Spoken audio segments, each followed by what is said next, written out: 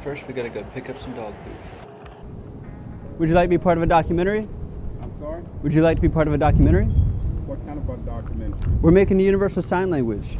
We're seeing if people can recognize these signs in different languages. Yes. And then see if they can recognize them in sign language. Yeah, go ahead. Okay. Do you think you could tell me what this means in Chinese? Yeah, hold on. Let me do this. Are you gonna Google Lens it? No, I'm in a app. Let me get out of it. Okay, I got you. I just want to let you know too, we are recording video as well, if that's okay. But yeah, do you think you could tell me what that means in Mandarin? In Mandarin? Yes, sir. No, I can't. Okay. Do you think you could tell me what this means in Arabic? No, I can't. Okay. Do you think you could tell me what this means in sign language? I'm thinking it means to run or either walk. That's exactly right. Okay. So that's what we're trying to demonstrate is the raw utility of a universal sign language, because we think that you could probably recognize probably 300 or 400 signs like that. Right. And even if you've never studied sign language in your life.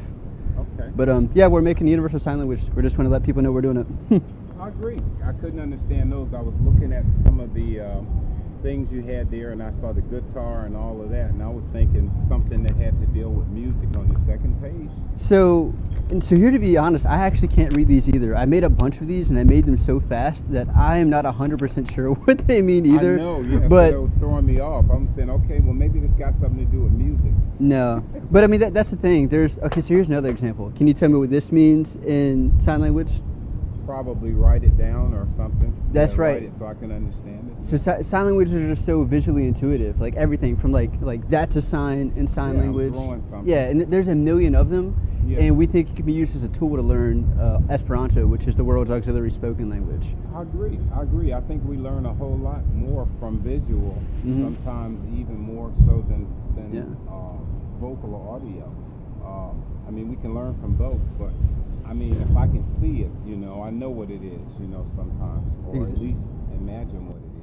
It's a pretty unique thing about languages to be able to have one that's visual like that. So that's what we're trying to build. It's called Sinuno, and it's based off of Esperanto. Have you ever heard of that language, Esperanto?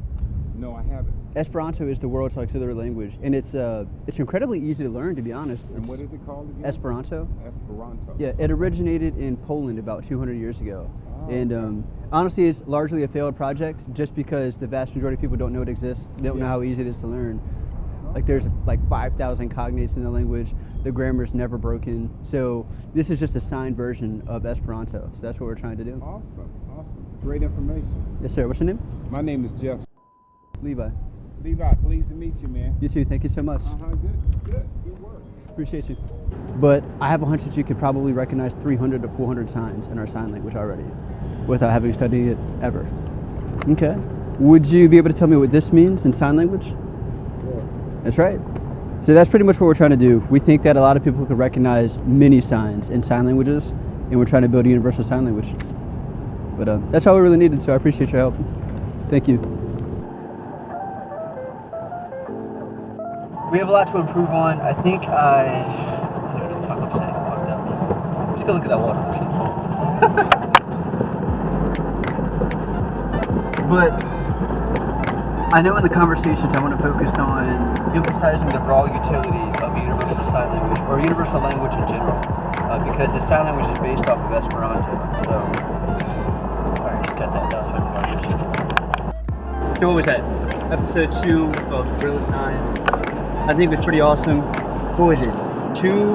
Our third person we asked gave us a 3 or 4 minute interview, and he was super curious and he was super happy about what we're doing.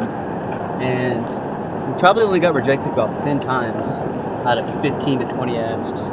So 50% is outrageous. We also had, I would say, 10 to 15 minute conversation with a group of Jehovah's Witnesses.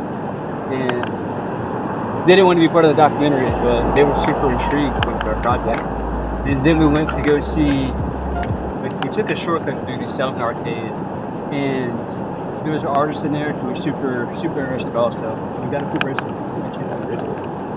But yeah, forget her name. She was super nice. Sound Arcade.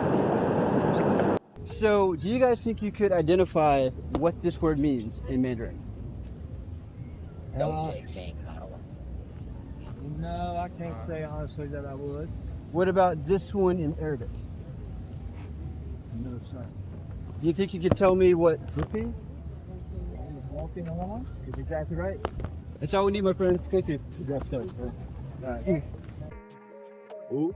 We're making a documentary, making a universal sign language. You want to be part of it? So we're really just trying to see if it's even practical. We're trying to see if people can recognize these signs in other languages, and then see if they can recognize them in their sign language.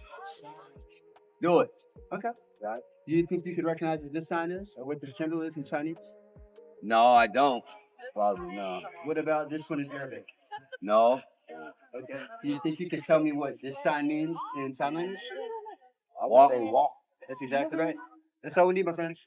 All right. Thank you so much for helping. What does that mean? So What does that mean? here's the thing. So I made a bunch of these, and I honestly don't know if this is either to walk or to write. But I believe this means to walk in Mandarin, and the same thing in Arabic.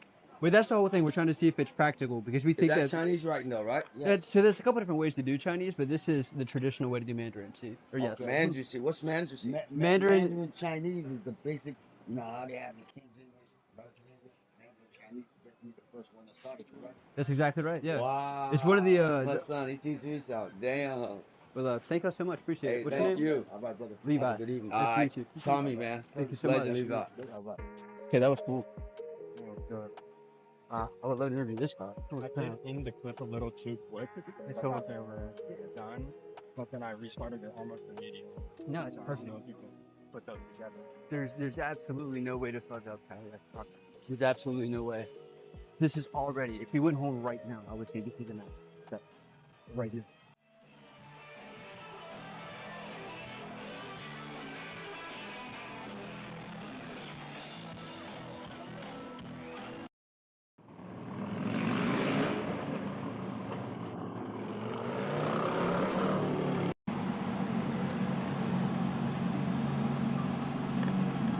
Okay.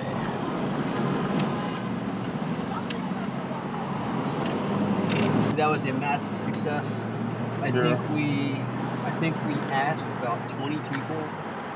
First of all, the first 7 minutes we got 2 interviews. Both of them could have went longer. I kind of dropped the ball because I immediately, as soon as they guessed what the sign was, I said, "Great, that's all I needed. Have a great day."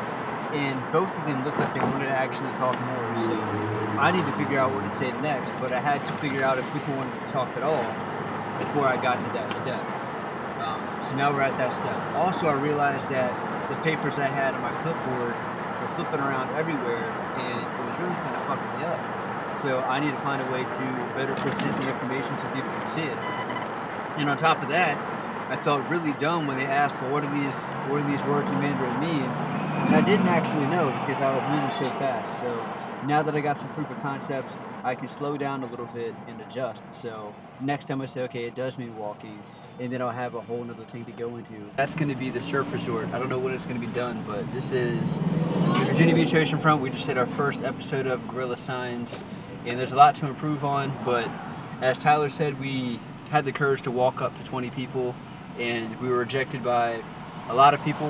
Most people didn't even actually say no. They just shook their head or didn't say anything. They just avoided eye contact, which made the rejection really, really easy. I would say every time I got rejected, it kind of fired me up a little bit. So that's really good. It's progress.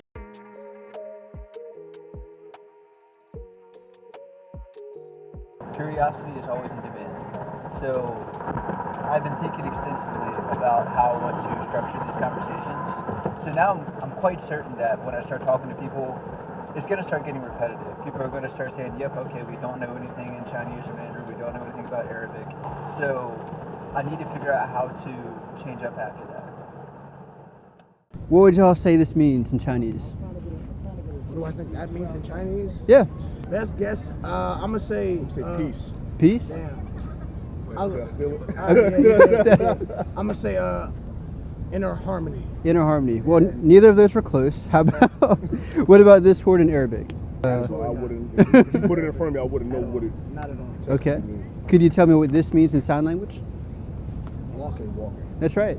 So there's hundreds of signs like that that you could recognize in a sign language, and we're making a universal sign language because we think it's incredibly useful for situations like that. So What do those mean?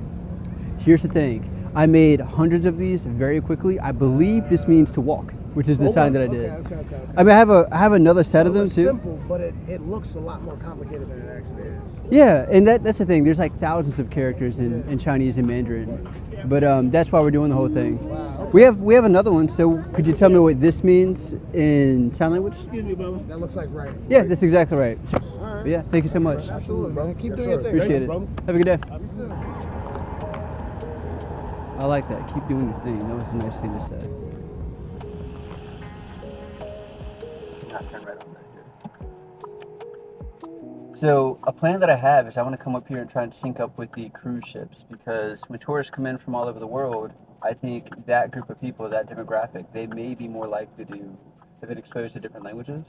They just may also be more curious by nature, just because they're traveling. So I want to find out when the cruise ships get here. First time we have gotten out of this car with the intention of doing interviews, we got absolutely none. It's the first time, which is actually, if you really think about it, that's a success within itself. But we only asked about 12 people. We came to downtown Norfolk pretty much at about 7:30, 8 o'clock in the morning. My intention was, hopefully if we had less people to go and approach, maybe it'd be easier to have a conversation. But what we realized is that most people at 7 o'clock in the morning, they're on a mission, or they try to get out before the crowds because they don't want to talk to people. But yeah, that's what we got. In different languages and see if they can recognize them in sign language. Want to give it a shot? Sure. I couldn't tell you. Do you think you could tell me what this means in sign language? Yeah, that's right. That's really what we're just trying to do, is demonstrate the utility of a universal sign language. Cool. And this is just a part of it. That's very cool. So thank you so much. Appreciate it. Have a good day. You too. Hey, how are you? Sorry, I was just talking to your friends over there. Do you guys have any other incredible information to add? So what motivated you to do that?